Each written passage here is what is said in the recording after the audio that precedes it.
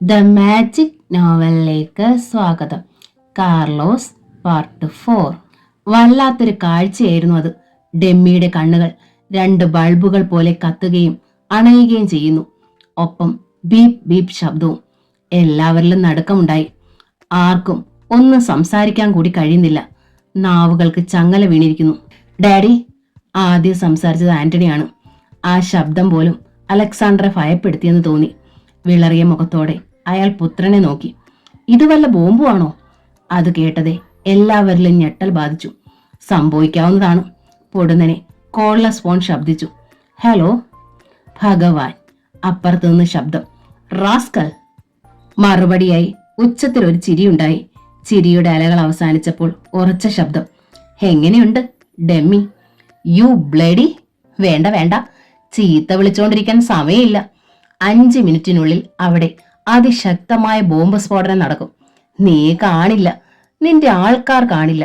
നിന്റെ കൂറ്റൻ ബംഗ്ലാവും അത് നിൽക്കുന്ന പ്രദേശം ഉൾപ്പെടെ 2 കിലോമീറ്ററിലധികം ബിസ്ക്കറ്റ് കഷ്ണങ്ങൾ പോലെ ചിതറിപ്പോകും. ആ ഡെമ്മിയിൽ ശക്തമായ ബോംബാണ്. ഞാനല്ലാതെ ആര് നോക്കിയാലും അത് നിർജീവമാക്കാൻ കഴിയില്ല. എന്റെ അമ്മോ!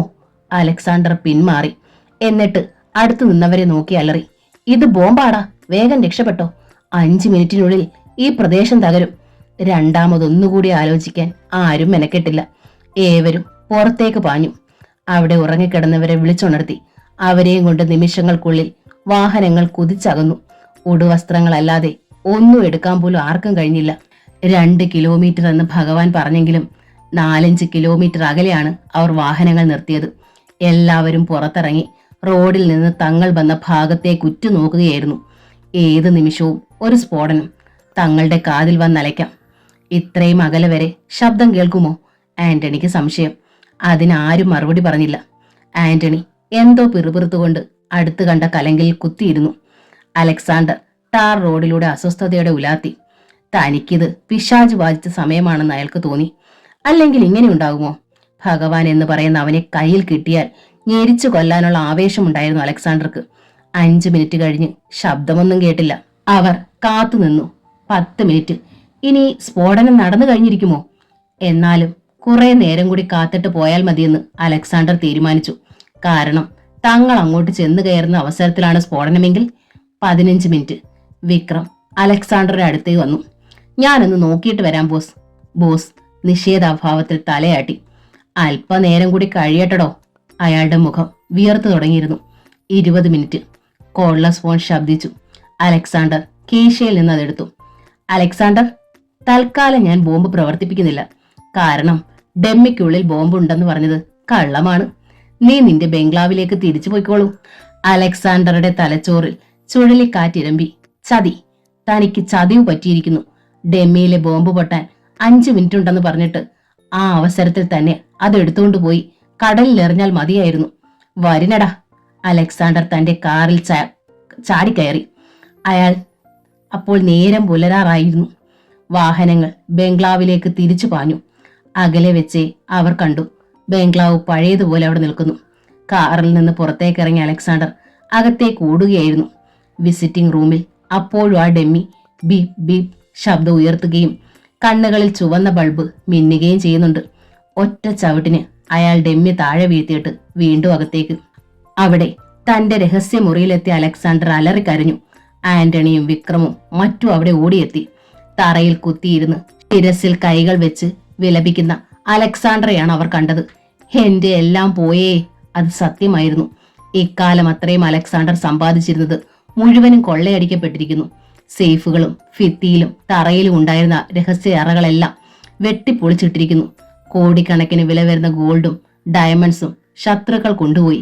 മാത്രമോ, അതീവ രഹസ്യമായിരുന്ന ചില രേഖകൾ.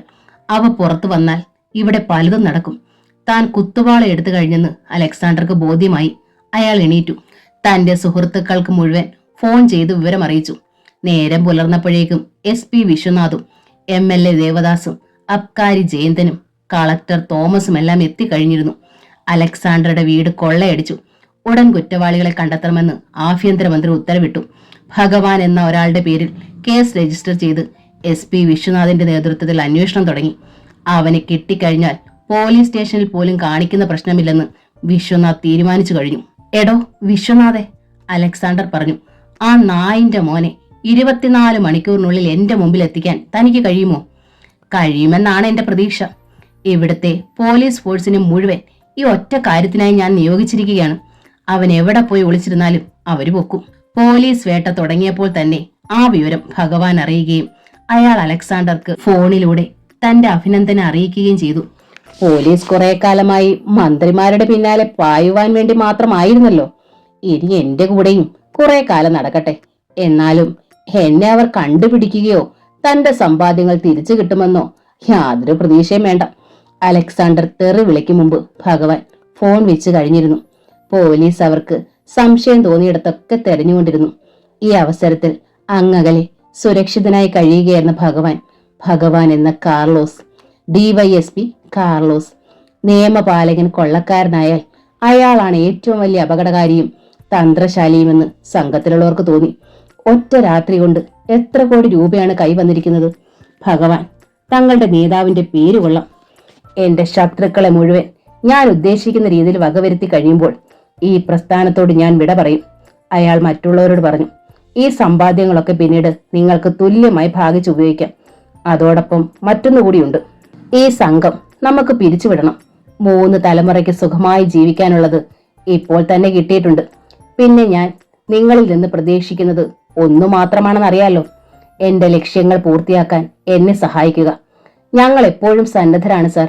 അതെനിക്കറിയാം, ഞാൻ ഓർമ്മിപ്പിച്ചെന്നേ ഉള്ളൂ. ദിവസങ്ങൾ 7-8 കഴിഞ്ഞു. കേരളം മുഴുവൻ പോലീസ് അരിച്ചു പറിക്കെങ്കിലും ഭഗവാനെ കുറിച്ചുള്ള യാതൊരു തുമ്പും കിട്ടിയില്ല. ഇതിനിടെ ഗൗരി ശങ്കറുടെ ആൾക്കാരും ഭഗവാനെ തേടുകയായിരുന്നു. ആർക്കും ഒരറിവുമില്ല. ഒറ്റ രാത്രി കൊണ്ട് ഭഗവാന്റെ ജനനവും അന്ത്യവും പൂർത്തിയായോ? എല്ലാവരുടെയും സംശയം അതുമാത്രമായിരുന്നു. അതോ കിട്ടിയ പണവുമായി അയാൾ കേരളത്തിൽ നിന്ന് പോയി കഴിഞ്ഞോ? പിന്നീട് അലക്സാണ്ടർക്ക് ഭഗവാന്റെ ഫോൺ വന്നതുമില്ല. പോലീസ് വീണ്ടും അവരുടെ താവളത്തിലേക്ക് മടങ്ങി. അലക്സാണ്ടർക്ക് ഊണും ഉറക്കവും ഇല്ലാതായി. ഭഗവാനെ കുറിച്ച് യാതൊരു വിവരവും കണ്ടെത്താൻ കഴിയാഞ്ഞതിന്റെ പേരിൽ അയാൾ തന്റെ അനുചരന്മാരിൽ ചിലരെ വെടിവെച്ച് മുതലക്കുളത്തിലേക്കിട്ടു. ഒരു രാത്രി ചെക്ക് പോസ്റ്റുകൾ കടന്ന് കേരളത്തിലേക്ക് വരികയായിരുന്നു പോണ്ടിച്ചേരിയിൽ നിന്നുള്ള 15 സ്പിരിറ്റ് ടാങ്കറുകൾ. അവയ്ക്ക് മുന്നിൽ അബ്കാരി കോൺട്രാക്ടർ ജയന്തന്റെ കാറും ഉണ്ടായിരുന്നു. റോഡിന് ഇരുവശത്തും കരിമ്പിൻ തോട്ടങ്ങളായിരുന്നു. സൈലൻസർ ഘടിപ്പിച്ച ഒരു ടെലസ്കോപ്പിക് ഗൺ പ്രവർത്തിച്ചു. മുന്നിൽ പോയ ടാങ്കറിൽ 2 ദ്വാരങ്ങൾ വീണു. സ്പിരിറ്റ് റോഡിലേക്ക് ചീറ്റി തെറിച്ചു. ടാങ്കറുകൾ പായുകയായിരുന്നു. തൊട്ടു പിന്നിൽ പോയ ടാങ്കറിന്റെ ഡ്രൈവർ ഈ കാഴ്ച കണ്ടു. അയാൾ മുന്നിൽ പോയവർക്ക് സിഗ്നൽ നൽകാൻ ശ്രമിക്കുമ്പോഴേക്കും 15 ടാങ്കറുകളും സ്പിരിറ്റ് വീണു തുടങ്ങിയ റോഡിനപ്പുറം കടന്നിരുന്നു. കരിമ്പിൻ തോട്ടത്തിൽ നിന്ന് ഒരു മനുഷ്യൻ ഇറങ്ങി വന്നു. കറുത്ത വസ്ത്രവും അരികു പരന്ന തൊപ്പിയും ഗ്ലൗസും അയാൾ ധരിച്ചിരുന്നു. ടാങ്കറുകൾ പായുകയാണ്. മുന്നിലെ വളവിൽ ടാങ്കറുടെ പിന്നിലെ ചുവന്ന വെളിച്ചം അപ്രത്യക്ഷമാകുന്നത് കരിമ്പിൻ തോട്ടത്തിൽ നിന്ന് ഇറങ്ങി വന്ന മനുഷ്യൻ കണ്ടു. അയാൾ സാവധാനം ഒരു ചുരുട്ടെടുത്ത് ചുണ്ടിൽ വെച്ചിട്ട് ലൈറ്റർ തെളിച്ചു. ചുരുട്ടിന്റെ അഗ്രത്തിൽ തീ കട്ട പിടിച്ചു. അയാൾ ലൈറ്റർ താഴ്ത്തി. സ്പിരിറ്റ് റോഡിൽ വീണ ഭാഗത്ത് തീ സ്പർശിച്ചു. ഒരാളെ കത്തലായിരുന്നു. ആ മനുഷ്യൻ അകന്നു മാറി. വല്ലാത്തൊരു കാഴ്ചയായിരുന്നു അത്. ടാങ്കറുകളുടെ 3 ഇരട്ടി വേഗത്തിൽ സ്പിരിറ്റിനെ നക്കി തുടച്ചുകൊണ്ട് അഗ്നിയുടെ മുന്നേറ്റം മറ്റ് ടാങ്കറുകളുടെ അടിയിലൂടെ തന്നെ അഗ്നി മുന്നിൽ പോയ ടാങ്കറിൽ ചെന്നു പിടിച്ചു. ആ വാഹനത്തെ അഗ്നി പൊതിയുന്നത് പിന്നിലെ ടാങ്കറിന്റെ ഡ്രൈവർ കണ്ടു. അയാൾ ബ്രേക്ക് അമർത്തിയപ്പോഴേക്കും മുന്നിലെ ടാങ്കർ പൊട്ടിത്തെറിച്ചു. ആകാശത്തിലേക്ക് ഉയരുന്ന തീ. സ്പിരിറ്റ് പരന്നൊഴുകി. താനിരിക്കുന്ന ട്രക്കിന് തീ പിടിച്ചത് അയാൾ അറിഞ്ഞു. അലറിക്കൊണ്ട് അയാൾ പുറത്തു ചാടി. ആ ക്ഷണം ആ ടാങ്കറും പൊട്ടിത്തെറിച്ച് അയാളുടെ ശരീരത്തിലേക്കും തീ പിടിച്ചു കഴിഞ്ഞിരുന്നു. തുടർന്ന് ഓരോ ടാങ്കറും പൊട്ടി തകർന്നു. സ്പിരിറ്റ് കരിമ്പിൻ തോട്ടത്തിലേക്ക് ഒഴുകിയിറങ്ങി. കരിമ്പിൻ തോട്ടം കത്തിയെരിഞ്ഞു. കുറെ അകലെ മാറി ജയന്തൻ കാർ നിർത്തി. പിറകിൽ തീ മാത്രമേ കാണാൻ കഴിയുന്നുള്ളൂ. തന്റെ ലക്ഷ്യങ്ങൾ കരിഞ്ഞു പോകുന്നത് നിസ്സഹായതയോടെ ജയന്തൻ നോക്കി നിന്നു. പത്രങ്ങളിലൊക്കെ അത് വലിയ വാർത്തയായിരുന്നു. 15 സ്പിരിറ്റ് ടാങ്കറുകൾ കത്തി നശിച്ചു. അവയിലുണ്ടായിരുന്ന മനുഷ്യരുടെ അസ്ഥികൾ കൂടി കിട്ടിയില്ല. ഈ വ്യാജ സ്പിരിറ്റ് ആരുടേതാണെന്നുള്ള കാര്യം മാത്രം അജ്ഞാതമായിരുന്നു. ടാങ്കറുകൾ തനിയെ കത്തിയതല്ലടോ. പത്രം മടക്കി ടീപ്പോയിൽ എറിഞ്ഞുകൊണ്ട് അലക്സാണ്ടർ ജയന്തനെ നോക്കി. പിന്നെ കത്തിച്ചതാ, ആ കാര്യത്തിൽ സംശയം വേണ്ട. ആര് കത്തിച്ചുവെന്ന്? ഭഗവാൻ, അല്ലാതാര്? ജയന്തൻ ഞെട്ടിത്തരിച്ചിരുന്നു. അത്തരം ഒരു സാഹചര്യത്തെക്കുറിച്ച് അയാൾക്ക് സ്വപ്നേവി ചിന്തയില്ലായിരുന്നു. അത്രയും കേട്ട ശേഷം ചിന്തിച്ചപ്പോൾ അതിന് മാത്രമാണ് സാധ്യതയെന്ന് കൂടുതൽ കൂടുതൽ തോന്നലുകൾ ഉണ്ടാവുകയും ചെയ്തു. മുഖ്യമന്ത്രിയെ കണ്ടതിനു ശേഷം മടങ്ങുകയായിരുന്ന ആഭ്യന്തരമന്ത്രി ചെറുകാട് രാഘവൻ തന്റെ ഔദ്യോഗിക വസതിയിലേക്കുള്ള ഗേറ്റ് കടന്നപ്പോൾ ഒരു ബൈക്ക് ധൃതിയിൽ പിന്നാലെ എത്തി. അത് ഞൊടിയിടയിൽ കാറിന്റെ മുന്നിൽ കടക്കുകയും അതിലിരുന്നയാൾ ഒരു കവർ മന്ത്രിയുടെ മടിയിലേക്ക് എറിഞ്ഞു കൊടുക്കുകയും ചെയ്തു. രാഘവൻ അമ്പരന്ന് പോയി. പോലീസുകാർ മന്ത്രിയുടെ ഔദ്യോഗിക വസതിക്ക് മുമ്പിൽ ജീപ്പ് നിർത്തി ഇറങ്ങുകയായിരുന്നു. അവരും ഈ കാഴ്ച കണ്ടു. വന്ന വേഗത്തിൽ തന്നെ ബൈക്ക് ചവിട്ടി വട്ടം കറക്കി അയാൾ പുറത്തേക്ക് കുതിച്ചു പാഞ്ഞു. വാച്ചർക്ക് ഗേറ്റ് അടയ്ക്കാൻ പോലും കഴിഞ്ഞില്ല. ആഭ്യന്തരമന്ത്രിയുടെ മുഖത്ത് ഉദ്വേഗം നിറഞ്ഞു. കട്ടിയുള്ള കവർ അയാൾ കയ്യിലെടുത്തു. പോലീസ് ഉദ്യോഗസ്ഥന്മാർ ഓടി വന്നു. ആരാണ് സാർ അയാൾ? അത് നിങ്ങൾ എന്നോടാണോ ചോദിക്കുന്നത്? മന്ത്രിക്ക് കോപം വന്നു. പോലീസുകാരുടെ നാവടഞ്ഞു. സാർ. അല്പം കഴിഞ്ഞ് എസ് ഐ തിരക്കി. അവനെന്തെങ്കിലും അമർത്തിയൊന്ന് മൂളിയിട്ട് മന്ത്രി അകത്തേക്ക് കടന്നു. ആ മൂളലിന്റെ പൊരുൾ അറിയാതെ പോലീസ് ഉദ്യോഗസ്ഥന്മാർ പരസ്പരം നോക്കി. മന്ത്രി പത്നി മഹിളാ സംഘം ക്ലബിലേക്ക് പോകാൻ പുറത്തേക്ക് വരികയായിരുന്നു. അപ്പോൾ സ്ലീവ്ലെസ് ബ്ലൗസും പൊക്കൽ കുഴി കാണുന്ന സാരിയും ധരിച്ച് ചുണ്ടിൽ ലിപ്സ്റ്റിക്ക് ആവശ്യത്തിലധികം തേച്ചു പിടിപ്പിച്ച് ആന ചവിട്ടിയ മാതിരിയുള്ള പൊട്ടും കൂളിംഗ് ഗ്ലാസുമായി തികച്ചും ഒരു മതാലസയായിരുന്നു അവർ. ഞാൻ പോയിട്ട് വരട്ടെ. മന്ത്രിയുടെ അനുവാദത്തിനൊന്നും കാത്തു നിൽക്കാതെ അവർ പുറത്തു വന്ന് മാരുതിയിൽ കയറി. കൂടാതെ സന്തത സഹചാരിയായ പട്ടി. അവൾ ഡ്രൈവ് ചെയ്തു പോയി. മന്ത്രിക്ക് ആ കവറിനുള്ളിൽ എന്താണെന്നറിയാനുള്ള ധൃതിയായിരുന്നു. അയാൾ തന്റെ പ്രൈവറ്റ് റൂമിൽ കയറി വാതിലടച്ചു.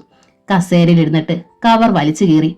അതിനുള്ളിൽ ചില ഫോട്ടോകളും ഒരു കടലാസിന്റെ ഫോട്ടോസ്റ്റാറ്റുമായിരുന്നു. കടലാസ് നിവർത്തി നോക്കിയ ആഭ്യന്തരമന്ത്രി വിറച്ചുപോയി. തന്റെ മന്ത്രി കസേര ആടി ഉലയുന്നത് അയാൾ ഭാവനയിൽ കണ്ടു. ഫോട്ടോകൾ. രണ്ടാമത്തെ നടുക്കം. തന്റെ ഭാര്യയും ഡോക്ടർ അലക്സാണ്ടറും ഒരേ കിടക്കയിൽ. തന്റെ എല്ലാ രഹസ്യങ്ങളും പുറത്തായി എന്ന് ചെറുകാട് രാഘവൻ ഭയന്നു. ആരാണ് ഈ കവർ കൊണ്ടുവന്നതെന്നോ എന്താണ് അയാളുടെ ലക്ഷ്യമെന്നോ ഒന്നും അതിൽ കുറിച്ചിട്ടില്ല. തനിക്ക് ഇന്നത്തെ ഈ അവസ്ഥയിൽ എത്തിച്ചേരാൻ വേണ്ടി തന്റെ ഭാര്യ ഡോക്ടർ അലക്സാണ്ടറുടെ കൂടെ കിടന്നിട്ടുണ്ടെന്ന് പൊതുജനം അറിഞ്ഞാൽ? അതുമാത്രമല്ല, ഈ കത്തിന്റെ ഫോട്ടോസ്റ്റാറ്റ് കോപ്പികൾ പത്രത്തിൽ പ്രിന്റ് ചെയ്ത് വന്നാൽ? എല്ലാം നടക്കുന്നതിന് മുമ്പ് ആത്മഹത്യ ചെയ്യുന്നത് തന്നെയാവും നല്ലത്. അല്ലാതെ തന്റെ മുന്നിൽ ഇനി വഴികളൊന്നും അവശേഷിക്കുന്നില്ലെന്ന് അയാൾക്ക് ഉറപ്പായി. ആഭ്യന്തരമന്ത്രി വേഗം അലക്സാണ്ടർക്ക് ഫോൺ ചെയ്തു. അപ്പോൾ തന്റെ മുറിയിലേക്ക് വന്ന PA കോപത്തോടെ ആട്ടി പുറത്താക്കി. എന്നെ ഇനി ഒന്നിനും കൊള്ളത്തിലടോ, മന്ത്രി പറഞ്ഞു. എന്തു പറ്റി? രാഘവൻ ഉണ്ടായ കാര്യങ്ങൾ പറഞ്ഞു കേൾപ്പിച്ചു. അല്പനേരത്തേക്ക് ഒന്നും പറഞ്ഞില്ല അലക്സാണ്ടർ. അവസാനം നമുക്ക് വേണ്ടത് ചെയ്യാമെന്ന് പറഞ്ഞ് ഫോൺ വെക്കുകയായിരുന്നു അയാൾ. ചെറുകാട് രാഘവൻ റിസീവറും പിടിച്ചുകൊണ്ട് അങ്ങനെ തന്നെ ഇരുന്നു. അല്പസമയം കഴിഞ്ഞ് അത് ക്രാഡിലേക്കിട്ട് തളർച്ചയോടെ കസേരയിൽ നിന്ന് എണീക്കാൻ ഭാവിക്കുമ്പോൾ പെട്ടെന്ന് ഫോൺ ശബ്ദിച്ചു. മന്ത്രി അറിയാതെ ഒന്ന് നടുങ്ങി. റിസീവർ എടുത്തു. Home minister here. Welcome sir. ഞാൻ ഭഗവാൻ. കുപ്പിച്ചില്ലുകൾ പോലെ ആ ശബ്ദം കാതിനുള്ളിൽ തുളഞ്ഞു കയറുകയാണെന്ന് അയാൾക്ക് തോന്നി. നിങ്ങളല്ല, അങ്ങ്. എന്തു വേണം? പറയാം. എന്താ ഇത്ര ധൃതി? ജനങ്ങളെ സേവിക്കാൻ ഭാവിക്കുകയാണോ? അയാൾ ചിരിച്ചു. ഭഗവാൻ. യാ. ബൈ ദ ബൈ, കവർ തുറന്നു നോക്കിയല്ലോ. മന്ത്രി പതറി. നിങ്ങളാണോ അത് കൊണ്ടുവന്നത്? അതൊന്നും അറിയണ്ട, കാര്യം നടന്നാ പോരെ. പിന്നെ ഭാര്യയുടെ ചിത്രങ്ങൾ എങ്ങനെയുണ്ട്? ഭഗവാൻ, നീ കളിക്കുന്നത് ഈ രാജ്യത്തെ ആഭ്യന്തരമന്ത്രിയോടാണ്. അതെയോ? അതൊരു പുതിയ അറിവാണല്ലോ. ഹെടോ, ഒറ്റ ദിവസമെങ്കിലും താനൊരു ആഭ്യന്തരമന്ത്രിയായി ഇരുന്നിട്ടുണ്ടോ? തനിക്ക് ആ പദവിയുണ്ട് എന്നതിനേക്കാൾ ഉപരി താൻ ഇത്രയും കാലം അലക്സാണ്ടറുടെ പിമ്പല്ലായിരുന്നോടാ? സ്വന്തം ഭാര്യയെ പോലും മറ്റുള്ളവരുടെ കിടക്കയിലേക്ക് തള്ളിവിടുന്ന വെറും പിമ്പ്. ഷട്ടപ്പ് ബാസ്റ്റേഡ്, മന്ത്രി അലറി. ആ പേര് എന്നേക്കാൾ കൂടുതൽ യോജിക്കുന്നത് നിങ്ങൾക്കാണ്. എന്ത് പറയണമെന്നറിയാതെ മന്ത്രി കുഴങ്ങി. ആ രേഖയുടെ ഫോട്ടോസ്റ്റാറ്റിനെ കുറിച്ച് എന്ത് പറയുന്നു?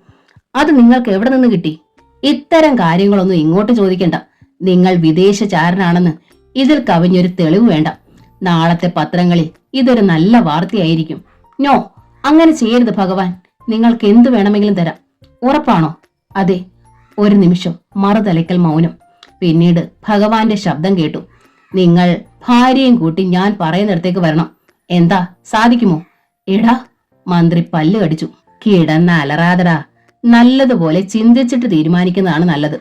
അലക്സാണ്ടറുടെ കൂടെ അവന് കിടക്കാമെങ്കിൽ എന്റെ കൂടെ കിടന്നാലെന്താ? തന്റെ തൊലി ഉരിഞ്ഞു പോകുന്നത് പോലെ അയാൾക്ക് തോന്നി. ഭഗവാൻ തുടർന്നു, എന്നെ അനുസരിക്കാൻ നിങ്ങൾ ഒരുക്കമല്ലെങ്കിൽ നാളത്തെ പത്രം പുറത്തിറങ്ങുന്നതോടെ നിങ്ങളുടെ അന്ത്യമായിരിക്കും. ആയുധ വ്യാജ വ്യാപാരങ്ങൾക്ക് ജാമ്യം പോലും ലഭിക്കില്ല എന്ന കാര്യം മറക്കണ്ട. മാത്രമല്ല, നിങ്ങളുടെ യഥാർത്ഥ വിവരങ്ങൾ അറിയുമ്പോൾ ജനങ്ങൾ തന്നെ നിങ്ങളെ കല്ലെറിഞ്ഞു കൊല്ലും. എന്താ സംശയമുണ്ടോ? നാളത്തോടുകൂടി നിങ്ങളുടെ ഈ സെറ്റപ്പുകളൊക്കെ നഷ്ടമാകും. നിങ്ങൾ ഒരു തെരുവ് പട്ടിയേക്കാൾ തരം താണു പോകും. ഇപ്പോൾ നിങ്ങളുടെ ജീവൻ കാത്തു നിൽക്കുന്ന പോലീസുകാർ പോലും നാളെ നിങ്ങളുടെ നെഞ്ചിന് തോക്ക് ചൂണ്ടും. ചിന്തിച്ചു നോക്ക്. നിങ്ങളുടെ ഭാര്യ എനിക്കൊന്ന് വഴങ്ങിയാൽ അത് നമ്മൾ 3 പേർ മാത്രമേ അറിയൂ. എന്തായാലും പേരിന് മാത്രമല്ലേ അവൾ നിങ്ങൾക്ക് ഭാര്യ. മഹിളാ സംഘം ക്ലബിലേക്കെന്നും പറഞ്ഞു പോയ അവൾ ഇപ്പോൾ ഹോട്ടൽ ഫ്രൈഡേയിൽ AC റൂമിൽ ഉടുതുണിയില്ലാതെ കിടക്കുകയാണെന്ന് നിങ്ങൾക്കും എനിക്കും അറിയാം. മന്ത്രി വിളറി വിടുത്തു. ആ ഭാവം തന്റെ മനക്കണ്ണുകൾക്ക് മുമ്പിൽ കണ്ടിട്ടെന്നവണ്ണം ഭഗവാൻ ചോദിച്ചു, ഞാൻ പറഞ്ഞതിനോട് സമ്മതമാണോ? ആഭ്യന്തരമന്ത്രി മരവിച്ചിരുന്നു. മിസ്റ്റർ ചെറുകാട് രാഘവൻ, എനിക്ക് സമയം വളരെ കുറവാണ്. നിങ്ങളുടെ മറുപടി എന്താണെന്ന് വെച്ചാൽ ഉടനെ എനിക്കറിയണം. ഭഗവാന്റെ ശബ്ദം വീണ്ടും കേട്ടപ്പോൾ ആഭ്യന്തരമന്ത്രി ഞെട്ടി ഉണർന്നു. ഞാൻ മറ്റെന്തെങ്കിലും പറയാനാണെങ്കിൽ വായി തുറക്കണമെന്നില്ല. എന്ത് വേണമെന്നുള്ളത് ഞാൻ ചിന്തിച്ച് തീരുമാനിക്കാം. ഈ കാണുന്ന സെറ്റപ്പുകളൊന്നുമില്ലാതെ തനിക്ക് ജീവിക്കാനേ കഴിയില്ലെന്ന് രാഘവന് തോന്നി. അതിനുവേണ്ടി എന്തിനും തയ്യാറാവുകയായിരുന്നു മന്ത്രി. ഞങ്ങൾ അവിടെ വന്നാൽ ആ രേഖകളുടെ ഒറിജിനലും ഫോട്ടോകളുടെ നെഗറ്റീവും തരുമോ? തീർച്ചയായും, ഭഗവാൻ ഉറപ്പു കൊടുത്തു. പിന്നെ മറ്റൊരു കാര്യം, നിങ്ങൾ എന്റെ അടുത്തേക്ക് വരുന്നു എന്ന വസ്തുത മറ്റാരും അറിയാൻ ഇടയാകരുത്. അലക്സാണ്ടർ പോലും.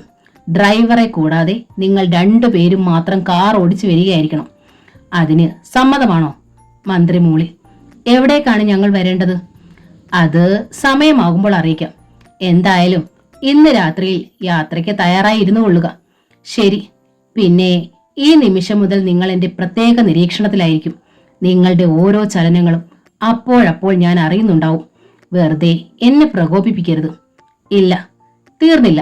അല്പം ജോലി കൂടിയുണ്ട്. വെറുതെ നിങ്ങൾക്ക് ഞാൻ ജാമ്യം തരില്ല.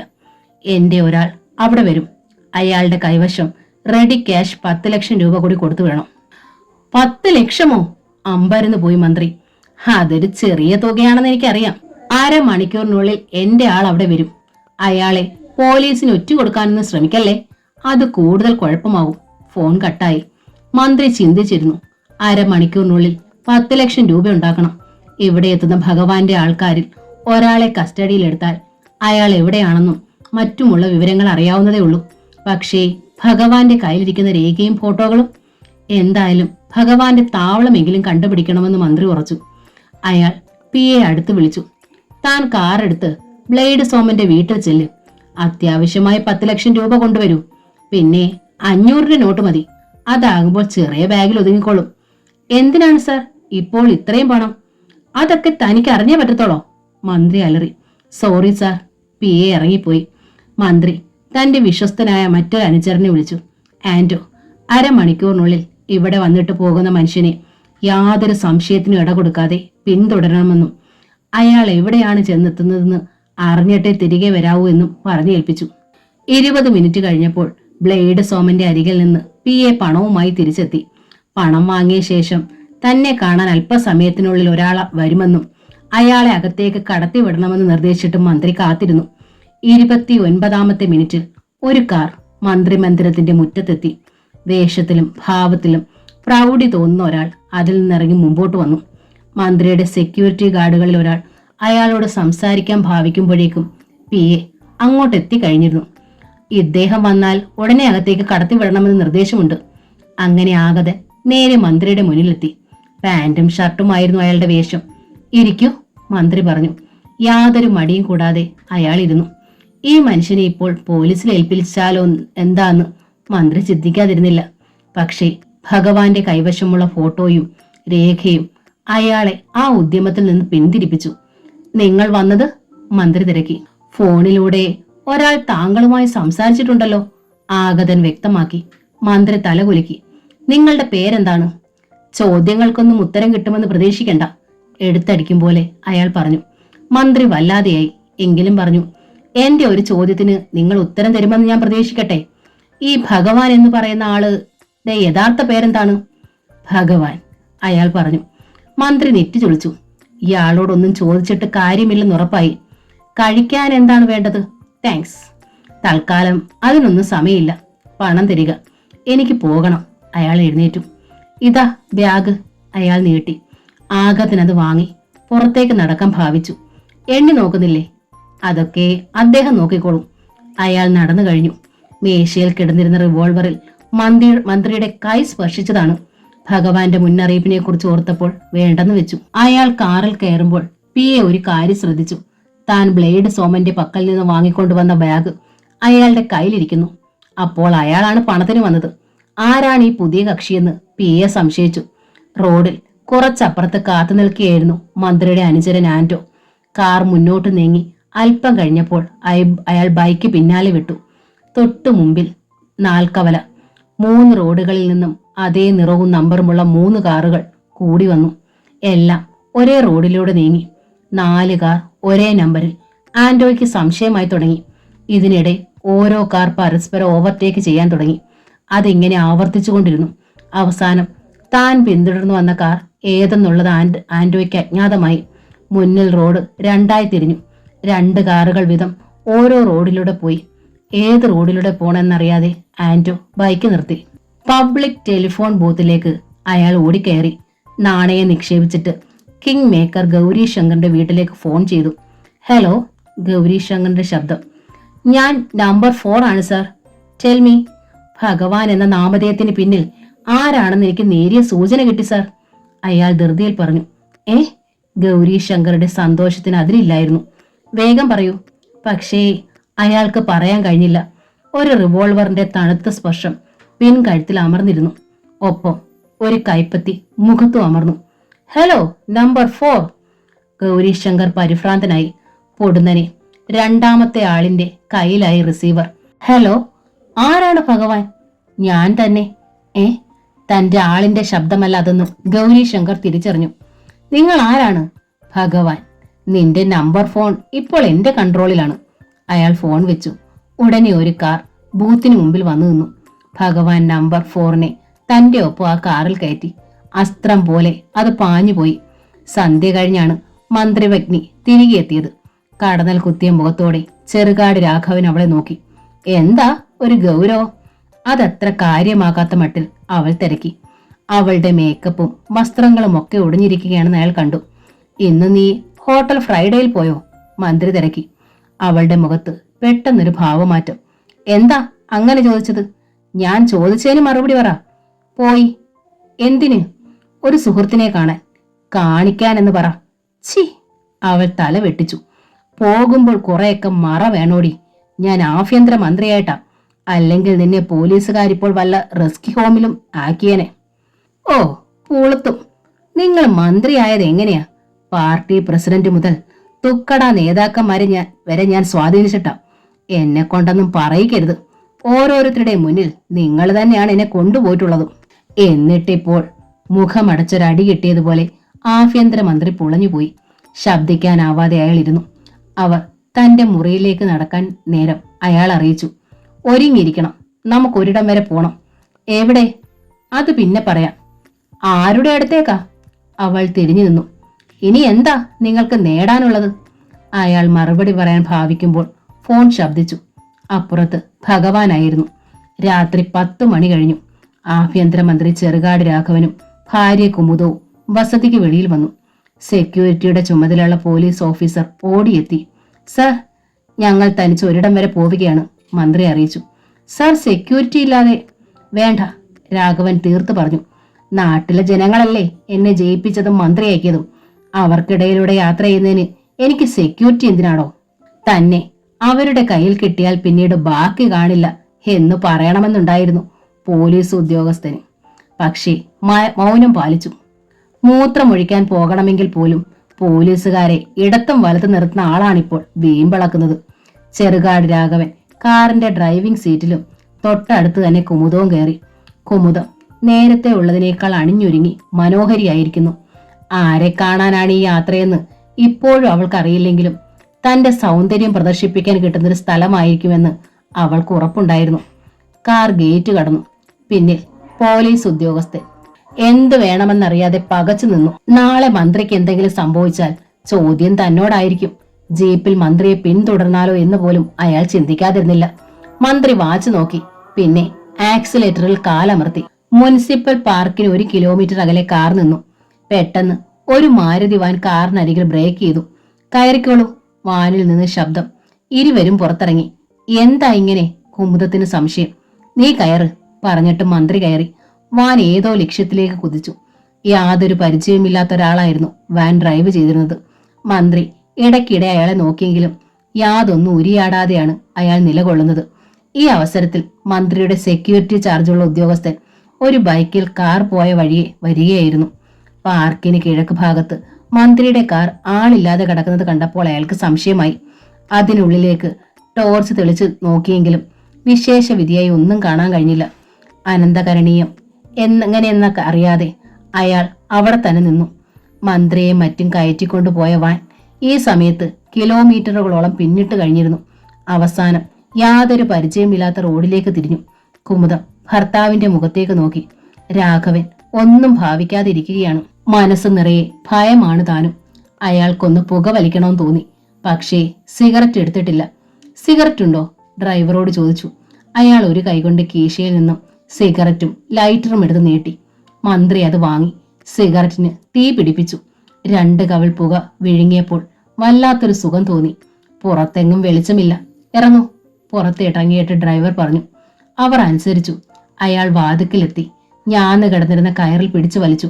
അകത്തെവിടെയോ മണിക്കിലുക്കം. അതിന്റെ പ്രതിധ്വനി അല്പനിമിഷങ്ങളോളം നീണ്ടു നിന്നു. ഒരു കോട്ടയുടെ മുന്നിലാണ് തങ്ങൾ നിൽക്കുന്നതെന്ന് രാഘവനും കുമുദവും സംശയിച്ചു. ചുറ്റുപാടും വനങ്ങൾ പോലെ.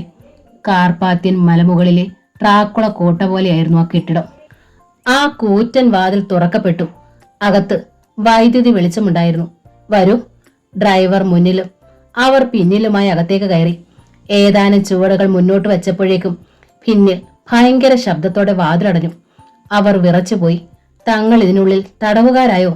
വാതിലടച്ചത് ഒരു ചെറുപ്പക്കാരനാണെന്ന് അവർ കണ്ടു. അവനും അവർക്കൊപ്പം നടന്നു. അദ്ദേഹം കാത്തിരിക്കുകയാണ്, അയാൾ പറഞ്ഞു. മുറികളിൽ ചിത്രപ്പണികൾ ധാരാളം ചെയ്തിട്ടുണ്ടെന്ന് അവർ കണ്ടു. പല വർണ്ണത്തിലുള്ള ശരറാന്തലുകൾ തൂങ്ങിക്കിടക്കുന്നു. മുകളിലാണ്. വിശാലമായ വിസിറ്റിംഗ് റൂമിൽ നിന്ന് മുകളിലേക്ക് തടിയിൽ തീർത്ത ഗോവണിയായിരുന്നു. അവർ അതുവഴി മുകളിലെത്തി. ഒരു വാതിലിൽ 2 തവണ മുട്ടി. കമിൻ. മുഴക്കമുള്ള ശബ്ദം. ഭഗവാൻ, ആ ശബ്ദം ചെറുകാട് രാഘവൻ തിരിച്ചറിഞ്ഞു. കയറിക്കോളൂ, കൂടെയുള്ളവൻ പറഞ്ഞു. അവൻ തന്നെ വാതിൽ തുറന്നു കൊടുത്തു. വിറയ്ക്കുന്ന കാലടികൾ മന്ത്രി അകത്തേക്ക് വെച്ചു. എയർ കണ്ടീഷന്റെ കുളിർമ അനുഭവപ്പെട്ടു. ഇരുവരും അകത്തായ ഉടനെ അവർ വാതിലടച്ചു. മുറിയിൽ 0 വോൾട്ടിന്റെ 4-5 ബൾബുകളെ ഉണ്ടായിരുന്നുള്ളൂ. ഒരു ബാറിനുള്ളിലേക്ക് കയറുന്ന പ്രതീതി. മങ്ങിയ ഇരുട്ടിൽ ഒരാൾ കസേരയിലിരുന്ന് ചുരുട്ട് വലിക്കുന്നത് കണ്ടു. ചുരുട്ടിന്റെ അഗ്രം ജ്വലിക്കുന്നു. ഭഗവാൻ! പൊടുന്നനെ അയാൾ തറയിൽ കാലമർത്തി. എവിടുന്നൊക്കെ എന്നറിഞ്ഞില്ല. അനേകം ബൾബുകൾ തെളിഞ്ഞു. പകൽ പോലെ വെളിച്ചം. ചെറുകാട് രാഘവനും കുമുദവും മുന്നിലെ ചിത്രപ്പണികളുള്ള കസേരകളിലിരിക്കുന്ന ചെറുപ്പക്കാരനെ കണ്ടു. മന്ത്രി ചുളിഞ്ഞ നെറ്റിയോടെ അയാളെ നോക്കി. എവിടെയോ കണ്ടുമറന്ന മുഖം. പൊടുന്നനെ കസേരയ്ക്ക് പിന്നിൽ നിന്ന് ഒരു കൂറ്റൻ നായ് കുരച്ചുകൊണ്ട് അവർക്ക് നേരെ ചാടി. അമ്മേ! മന്ത്രിയും പത്നിയും നിലവിളിച്ചുകൊണ്ട് പരസ്പരം കെട്ടിപ്പിടിച്ചു. ജാക്കി! ഭഗവാൻ വിളിച്ചയുടനെ നായ അനുസരണയോടെ പിന്നോട്ട് മാറി. മന്ത്രിക്കും ഭാര്യയ്ക്കും സ്വാഗതം. ചുരുട്ട് ആഷ്ട്രയിൽ കുത്തിത്തിരികേട്ട് ഭഗവാൻ മെല്ലെ എണീറ്റു. ഇരിക്കൂ. പറഞ്ഞില്ലെങ്കിലും അവർ ഇരുന്നു പോയേനെ. കാരണം അത്രമാത്രം ഭയന്നു പോയിരുന്നു അവർ.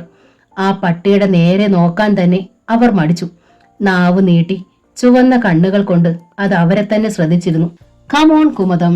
ഭഗവാൻ കൈ നീട്ടി. നിങ്ങളെ എനിക്ക് വേണ്ടിയാണ് ഇദ്ദേഹം ഇവിടെ കൊണ്ടുവന്നിരിക്കുന്നത്. മുഖം കുനിച്ചുപോയി മന്ത്രി. തന്നെ ഭാര്യയുടെ മുന്നിൽ വെച്ച് ആരും ഇങ്ങനെ ആക്ഷേപിച്ചിട്ടില്ല. ഭഗവാൻ ചിരിച്ചു. നാട് ഭരിക്കുന്ന ആഭ്യന്തരമന്ത്രിയുടെ ഭാര്യയുമായി കിടക്കറ പങ്കിടുക എന്ന് പറയുന്നത് ഞങ്ങളെപ്പോലെയുള്ള പാവങ്ങളെ സംബന്ധിച്ചിടത്തോളം കൊച്ചു കാര്യമാണോ? വാക്കുകളിൽ നിറഞ്ഞു നിന്നിരുന്ന പരിഹാസത്തിന്റെ ചുവ. മന്ത്രിയുടെ അരികിൽ വന്ന് ഭഗവാൻ കുമുദത്തിന്റെ തോളിൽ കൈവച്ചു. അവർക്ക് ആ കൈ തട്ടിക്കളയണമെന്നുണ്ടായിരുന്നു. കഴിഞ്ഞില്ല.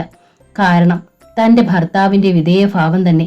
അതിന്റെ പിന്നിലെ രഹസ്യം ഇപ്പോഴും കുമുദത്തിന് അറിഞ്ഞുകൂടാ. ഒരു പക്ഷേ ഈ മനുഷ്യനിൽ നിന്ന് തന്റെ ഭർത്താവിന് ഇതുവരെ നേടിയിട്ടുള്ളതിൽ വെച്ച് എന്തെങ്കിലും പ്രധാന സംഗതി നേടാനുണ്ടാവും എന്നതായിരുന്നു അവളുടെ വിശ്വാസം. ഭഗവാൻ കുമുദത്തെ എഴുന്നേൽപ്പിച്ചു. അവളുടെ അരയിൽ കൈ ചുറ്റി അവൾ പൊളഞ്ഞുപോയി. അദ്ദേഹം ഇരിക്കുന്നു. വശ്യമായി മന്ദഹസിച്ചുകൊണ്ട് അവൾ ഭഗവാനോട് സ്വരം താഴ്ത്തി പറഞ്ഞു. സാരമില്ല. ഭഗവാൻ അവളെ തൊട്ടടുത്ത കിടക്കറയിലേക്ക് നയിച്ചു. ഞാൻ പുറത്തിരിക്കാം, മന്ത്രി പറഞ്ഞു. വേണ്ട, ഭഗവാന്റെ കൽപ്പന. എന്തു വേണമെന്ന് മന്ത്രിക്ക് അറിയില്ല. താൻ ഇവിടെ നിന്ന് ചലിച്ചാൽ ആ നായ് കടിച്ചു കീറുമെന്നാൾക്ക് അറിയാമായിരുന്നു. നാണം ഭാവിച്ച് കുമുദം എതിർക്കാൻ ശ്രമിച്ചു. അത് കാര്യമാക്കാതെ അയാൾ അവളെ വിവസ്ത്രയാക്കി. ഒരു സ്വർണ്ണ മത്സ്യത്തെ പോലെ കുമുദം പൊളഞ്ഞു. മന്ത്രി കണ്ണുകൾ ഇറുകി അടച്ചു. ലോകത്തൊരു പുരുഷനും ഇത്ര ഒരു ഗതികേട് വന്നു കാണില്ലെന്ന് അയാൾ ഓർത്തു. പെട്ടെന്ന് പടക്കം പൊട്ടുന്നത് പോലെ ഒരു അടിശബ്ദം കേട്ടാണ് അയാൾ കണ്ണു തുറന്നത്. അയാൾക്ക് കാര്യം മനസ്സിലായില്ല. കുമുദം കവിൾ പൊത്തുന്നു. തെരുവ് വേശ്യയേക്കാൾ കഷ്ടമാണല്ലോടി നീ. ഭഗവാന്റെ ശബ്ദം കനത്തു. തെരുവ് വേശ്യകൾ പോലും ഭർത്താവിന്റെ മുന്നിൽ വെച്ച് മറ്റൊരാൾക്ക് തുണി അഴിക്കില്ലല്ലോ. കരഞ്ഞുപോയി കുമുദം. ഇത്തരമൊരു ഭാര്യയെ തനിക്ക് എന്തിനാണോ? ഭഗവാൻ മന്ത്രിയുടെ നേരെ തിരിഞ്ഞു. ഇനി ഇവളെ തനിക്ക് വേണ്ട. മന്ത്രി ഭഗവാനെ തുറച്ചു നോക്കി. അയാൾ ഒരു റിവോൾവർ എടുത്തു. കുമുദം വസ്ത്രങ്ങൾ വാരി ചുറ്റാൻ ശ്രമിച്ചു. വേണ്ട, ഭഗവാൻ പറഞ്ഞു. എന്റെ അനുവാദം കൂടാതെ നീ ചലിക്ക പോലും അരുത്. അനന്തരം റിവോൾവർ മന്ത്രിയുടെ മടിയിലേക്ക് ഇട്ടുകൊടുത്തിട്ട് കൽപ്പിച്ചു. വെടിവെച്ച് കൊല്ലടാ ഇവളെ. മന്ത്രി വിറച്ചു. ആഭ്യന്തരമന്ത്രി ചെറുകാട് രാഘവന്റെ തലച്ചോറിനുള്ളിൽ ഒരു ഇടിമുഴക്കമുണ്ടായി. മടിയിൽ കിടക്കുന്ന റിവോൾവറിലേക്കും ഭഗവാനെയും കുമുദത്തെയും നിസ്സഹായതയോടെ അയാൾ മാറി മാറി നോക്കി. ഭഗവാൻ, നോ, ഇനിയൊന്നും സംസാരിക്കണ്ട. നിങ്ങൾക്ക് ഈ സ്ത്രീ ആവശ്യമില്ല. പിന്നോട്ട് മാറി കസേരയിലിരുന്നു കൊണ്ട് ഭഗവാൻ തുടർന്നു.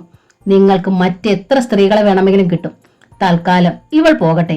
ഒന്നുമല്ലെങ്കിൽ വ്യഭിചാരിണിയുടെ ഭർത്താവ് എന്നുള്ള നിങ്ങളുടെ പേരെങ്കിലും മാറിക്കിട്ടുമല്ലോ.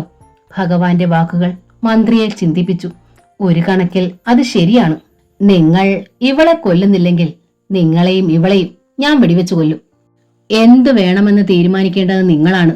മറ്റുള്ള റിവോൾവർ എടുത്ത് ഭഗവാൻ തന്നെ മുന്നിലെ ടീപ്പോയിൽ വെച്ചു. എന്നെ കൊണ്ട് ഇനി ഇതിൽ സ്പർശിപ്പിക്കരുത്. നായ് മന്ത്രിയെ നോക്കി ഒന്ന് മുറുമുറുത്തു. ഈ റിവോൾവർ എടുത്ത് ഭഗവാനെയും നായയെയും വെടിവെച്ചു കൊന്നിട്ട് തനിക്ക് ആവശ്യമുള്ള രേഖകളുമായി രക്ഷപ്പെട്ടാലോ എന്ന് മന്ത്രി ചിന്തിച്ചെങ്കിലും തനിക്ക് അതിന് കഴിയില്ലെന്ന് അയാൾക്ക് ഉറപ്പുണ്ടായിരുന്നു. ഞാൻ 10 നിമിഷങ്ങൾ തരാം. അതിനുള്ളിൽ കൃത്യം നടന്നില്ലെങ്കിൽ എനിക്ക് ഈ ആയുധം എടുക്കേണ്ടി വരും, ഭഗവാൻ പറഞ്ഞു നിർത്തി. മന്ത്രിയുടെ പ്രതികരണത്തിന് കാത്തു നിൽക്കാതെ അയാൾ എണ്ണി തുടങ്ങി. 10. മന്ത്രി കിടുങ്ങി. അയാൾ ഭാര്യയെ നോക്കി. വിളറി വെളുത്ത് വിയർക്കാൻ തുടങ്ങിയിരിക്കുന്നു അവൾ. AC-യുടെ കുളിർമ ചൂളയിലെ അഗ്നി പോലെയാണ് അവൾക്ക് അനുഭവപ്പെട്ടത്. 9. കനത്ത നിശബ്ദതയിൽ ഇടിമുഴക്കം പോലെ ആ ശബ്ദം. അപ്പോഴും എന്ത് വേണമെന്ന് ചെറുകാട് രാഘവൻ തീരുമാനിച്ചിട്ടില്ല. 8. കുമുദം അരുതേ എന്ന് വിലക്കുന്നു. അത് കേൾക്കാൻ മന്ത്രിക്ക് കഴിഞ്ഞില്ല. കാതിനുള്ളിൽ ഭഗവാന്റെ ശബ്ദം മാത്രം നിറഞ്ഞു നിൽക്കുകയാണ്. 7. ആഭ്യന്തരമന്ത്രി റിവോൾവർ എടുത്തു. പുതിയ തരം ആയുധമാണ്. ആദ്യമായാണ് ഞാൻ ഇത്തരം ഒരു റിവോൾവർ കാണുന്നത്. 6. അയാൾ ഭഗവാനെ നോക്കി. നമുക്കിതല്ലാതെ മറ്റു പോംവഴികളൊന്നുമില്ലേ? ഭഗവാൻ മറുപടി നൽകിയില്ല. 5. മന്ത്രിയുടെ നെഞ്ചിടിപ്പ് ക്രമാതീതമായി. മരിക്കുന്നതിനോട് അയാൾക്ക് തീരെ താല്പര്യമില്ല. ഇവൾ പോയാൽ ഇതിലും സുന്ദരിയായ ഒരുവളെ തനിക്ക് കിട്ടുമെന്ന് അയാൾക്ക് നല്ലതുപോലെ അറിയാം. 4. ഇപ്പോൾ തന്നെ താൻ ഇവളുമായി പുറത്തേക്ക് പോകുന്ന അവസരങ്ങൾ കുറവാണ്. ആൾക്കാർ പുച്ഛത്തോടെയാണ് നോക്കാറുള്ളത്. ഇവളെ ഉപയോഗിച്ചിട്ടുള്ളവരൊക്കെ പുച്ഛത്തോടെയല്ലേ സംസാരിക്കുകയും ചെയ്യൂ. 3. ചെറുകാട് രാഘവൻ ഭാര്യയുടെ നേരെ റിവോൾവർ ചൂണ്ടി. കൊല്ലരുതേ, ദൈവത്തെ ഓർത്തെന്നെ കൊല്ലരുതേ, അവൾ നിലവിളിച്ചു. 2. മന്ത്രിയുടെ മുഖം വലിഞ്ഞു മുറുകി. കഴുത്തിലെ ഞരമ്പുകൾ എഴുതു നിന്നു. പല്ലുകൾ കടിച്ചു. കണ്ണുകൾ ചെറുതായി. ഒരു ചെന്നായയുടെ ഭാവം. കുമുദം കണ്ണുകൾ അടച്ചു നിന്നു. 1 പറഞ്ഞതും ട്രിഗർ അമർത്തിയതും ഒന്നിച്ചായിരുന്നു. ഹേ! ആ ശബ്ദം കെട്ടിടത്തിൽ വല്ലാതെ പ്രതിധ്വനിച്ചു. എവിടെയോ ഒരു ഫ്ലാഷ് മിന്നി. വെടിയുണ്ട കൃത്യം ഹൃദയത്തിന് മുകളിൽ തന്നെ തുളഞ്ഞിറങ്ങി. പൈപ്പ് പൊട്ടിയതുപോലെ രക്തം ചീറ്റി ഒഴുകി. കുമുദത്തിൽ നിന്ന് വല്ലാത്തൊരലർച്ച ഉയർന്നു. മന്ത്രിയുടെ കയ്യിൽ നിന്ന് റിവോൾവർ ഊർന്ന് താഴെ വീണു. ജാക്കി മുന്നോട്ട് ചെന്ന് ആ ആയുധം കടിച്ചെടുത്തുകൊണ്ട് വന്നു. കുമുദം മാറിൽ കൈയമർത്തി. അവളുടെ കണ്ണുകൾ പിടഞ്ഞുകൊണ്ടിരുന്നു. അവസാനം കാൽമുട്ടുകൾ മടങ്ങി അവൾ തറയിൽ കമിഴ്ന്നു വീണ് നിശ്ചലയായി. ഭഗവാൻ കൈയടിച്ചു. നിങ്ങളെ സമ്മതിച്ചു തന്നിരിക്കുന്നു രാഘവൻ. മന്ത്രി പേടിയോടെ അയാളെ നോക്കി. ഭഗവാൻ വല്ലാതെ ചിരിച്ചു. നിങ്ങൾക്ക് നല്ല ചങ്കൂറ്റമുണ്ട്. ഇനി ആ ഫോട്ടോകളും രേഖയും തരൂ, എനിക്ക് പോകണം. മന്ത്രി എണീറ്റു. അങ്ങനെ അങ്ങ് പോയാലോ? ഇവിടെ വന്നിട്ടെന്റെ സൽക്കാരത്തിൽ പങ്കുകൊള്ളാതെയോ? എനിക്കൊന്നിനും പറ്റിയ മാനസികാവസ്ഥയല്ല ഭഗവാൻ. അതറിയാം. ഭഗവാൻ ചുരുട്ട് കത്തിച്ചു. ഇത്രയും സമയമായിട്ട് സാറിന് എന്നെ മനസ്സിലായില്ലേ? മന്ത്രി ഒരിക്കൽ കൂടി അയാളെ ശ്രദ്ധിച്ചു. താൻ എവിടെയോ കണ്ട മുഖമാടിയതെന്ന് നേരത്തെ തന്നെ തോന്നിയതാണ്. ഓർമ്മ കിട്ടുന്നില്ലേ? മന്ത്രി നെറ്റി ചുളിച്ചു. ഇത്ര വേഗം മറന്നുപോകാൻ ഇടയില്ലല്ലോ. അലക്സാണ്ടറുടെ ബംഗ്ലാവ്, ആ രാത്രി. പെട്ടെന്ന് തലയിൽ കൂടം കൊണ്ട് അടിച്ചതുപോലെ മന്ത്രി ഞെട്ടി. കാർലോസ്! അറിയാതെ ശബ്ദം പുറത്തു വന്നു. തലയിളക്കിക്കൊണ്ട് അയാൾ പുക ഊതിപ്പറത്തി. നിങ്ങൾ മരിച്ചില്ലേ? മരിക്കാനോ? ഞാനോ സാർ? നാട്ടുകാരൻ ഡിപ്പാർട്ട്മെന്റും എനിക്കൊരു ഓമനപ്പേര് തന്നിട്ടുണ്ട്, ചെകുത്താൻ കാർലോസ്. ചെകുത്താൻ മരിക്കുമോ സാർ? തന്റെ ഹൃദയത്തിന് മുകളിൽ ഒരു സർപ്പം ചുറ്റിയതുപോലെ തോന്നി രാഘവന്. ഉമിനീർ നഷ്ടപ്പെട്ട് അയാൾ നിസ്സഹായനായിരുന്നു. എന്നോട് പൊറുക്കണം കാർലോസെ, അവസാനം കരയും പോലെ മന്ത്രി പറഞ്ഞു. എന്തിന്? അയാൾ ചിരിച്ചു. എന്റെ ഭാര്യയും പെങ്ങളെയും ബലാത്സംഗം ചെയ്ത് കൊന്നതിനോ? അതോ എന്റെ കുഞ്ഞുങ്ങളുടെ അവയവങ്ങൾ അറുത്തെടുത്ത് വിറ്റതിനോ? മന്ത്രിക്ക് മറുപടി ഉണ്ടായില്ല. സർ, കാർലോസ് വിളിച്ചു, എന്റെ ആദ്യ ജന്മം സേവനത്തിന് വേണ്ടിയായിരുന്നു. നിങ്ങൾ രാഷ്ട്രീയക്കാരെ പോലെയുള്ള നാറിയ സേവനമല്ല, മറിച്ച് ഒരു പൗരന് ജനങ്ങളോടും രാഷ്ട്രത്തോടുമുള്ള കടപ്പാടുകളും മറ്റും ഉണ്ടല്ലോ, അത് തന്നെ. പക്ഷേ ഈ രണ്ടാം ജന്മം ഉണ്ടല്ലോ, ഭഗവാൻ എന്ന നാമധേയത്തിൽ, അത് സംഹരിക്കാൻ മാത്രമാണ്. മന്ത്രി കിടുങ്ങി. അപ്പോൾ സംശയിക്കണ്ട, നിങ്ങളെ കൊല്ലാൻ തന്നെയാണ് കൊണ്ടുവന്നത്. കാർലോസേ! എന്തോ? അയാൾ പരിഹസിച്ചു. നിങ്ങളെ ഇവിടെ നിന്നും ജീവനോടെ ഞാൻ പുറത്തു വിട്ടാലും ഒരു നിമിഷം പോലും സുഖമായി നിങ്ങൾക്ക് ജീവിക്കാൻ കഴിയില്ല സാർ. കാരണം നിങ്ങൾ ഭാര്യയെ കൊല്ലുന്നതിന്റെ ഫോട്ടോ കോപ്പികൾ ഇപ്പോൾ പത്ര ഓഫീസുകളിൽ എത്താറായി കാണും. നാളത്തെ പത്രത്തിന്റെ പ്രധാന വാർത്തയും അത് തന്നെയായിരിക്കും. പിന്നെ എന്തിന് പുറത്തേക്ക് പോകണോ ഇനി? എങ്കിൽ എന്നെ ഒന്ന് കൊന്നുതാടാ. Thank you. മരണം ആഗ്രഹിക്കുന്നവരെ അതിന് സഹായിക്കുക തന്നെ വേണം. ഭഗവാൻ റിവോൾവർ എടുത്തു. Good bye. ഇനി ഒരു ജന്മം കിട്ടിയാലും നിങ്ങൾക്ക് മന്ത്രിയായി തന്നെ കഴിയാൻ സാധിക്കണേ എന്ന് ഞാനും പ്രാർത്ഥിക്കാം. പെട്ടെന്ന് കാർലോസ് റിവോൾവർ താഴ്ത്തി. പിന്നെ മന്ത്രിയുടെ നേരെ വന്നു. തന്റെ ഭാര്യയുടെയും സഹോദരിയുടെയും കുഞ്ഞുങ്ങളുടെയും മുഖങ്ങൾ അയാളുടെ മനസ്സിൽ തെളിഞ്ഞു വന്നു. ഒറ്റ തൊഴിയായിരുന്നു. ആഭ്യന്തരമന്ത്രി തറയിൽ മലർന്നു വീണു. ഭഗവാന്റെ ഷൂസ് അണിഞ്ഞ കാൽ അയാളുടെ നാഭിയിൽ ചവിട്ടി അമർത്തി. അമ്മേ! ആഭ്യന്തരമന്ത്രിയുടെ വായ് പുളർന്നുപോയി. ആയുധങ്ങളുടെ കള്ളക്കടത്ത് നിങ്ങൾ നടത്തിയത് ആർക്കു വേണ്ടിയായിരുന്നു? പുലികൾക്ക്. അവ കൈമാറ്റം ചെയ്തു കഴിഞ്ഞോ? കഴിഞ്ഞു.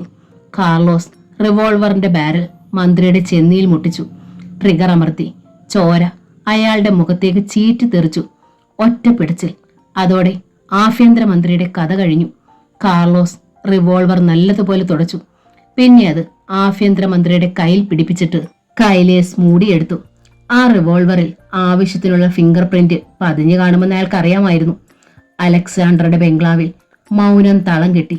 അയാളുടെ സുഹൃത്തുക്കളെല്ലാം എത്തിച്ചേർന്നിട്ടുണ്ട്. ആഭ്യന്തരമന്ത്രിയുടെയും ഭാര്യയുടെയും ശവസംസ്കാരം കഴിഞ്ഞിട്ട് നേരെ പോരുകയായിരുന്നു അവർ. കടൽക്കരയിലെ പാറപ്പുറത്തായിരുന്നു മൃതദേഹങ്ങൾ 2 ദിവസങ്ങൾ മുമ്പ് കാണപ്പെട്ടത്. അന്ന് പ്രഭാത പത്രങ്ങളിലൊക്കെ ആഭ്യന്തരമന്ത്രി പത്നിയെ വെടിവെച്ച് കൊല്ലുന്ന ചിത്രമുണ്ടായിരുന്നു. കൊന്ന ശേഷം അവിടെ കൊണ്ടുവന്ന് ശവശരീരം ഉപേക്ഷിച്ചിട്ട് സ്വയം നശിക്കുകയായിരുന്നു മന്ത്രിയും എന്നാണ് എല്ലാവരും വിധി എഴുതിയത്. പോലീസിന് പോലും അതല്ലാതെ മറ്റു മാർഗങ്ങളില്ലായിരുന്നു. കൊലപാതക രംഗം ആരോ ക്യാമറയിൽ പകർത്തിയതിനാൽ ഇനി രക്ഷയില്ലെന്ന് കണ്ടായിരിക്കണം ഈ ആത്മഹത്യ തന്നെ പോലീസ് വിശ്വസിച്ചു. കാരണം റിവോൾവറിൽ ആഭ്യന്തരമന്ത്രിയുടെ ഫിംഗർ പ്രിന്റ് മാത്രമേ ഉള്ളൂ. കൂടാതെ 2 പേരുടെ മരണത്തിൽ കലാശിക്കുന്നത് ഒരേതരം ബുള്ളറ്റുകളാണ്.